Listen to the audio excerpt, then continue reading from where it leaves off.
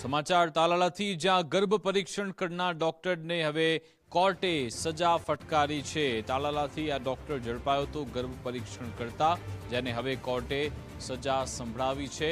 Doctor Natha પટોડિયાને કોર્ટે 1 વર્ષની જેલની સજા ફટકારી છે।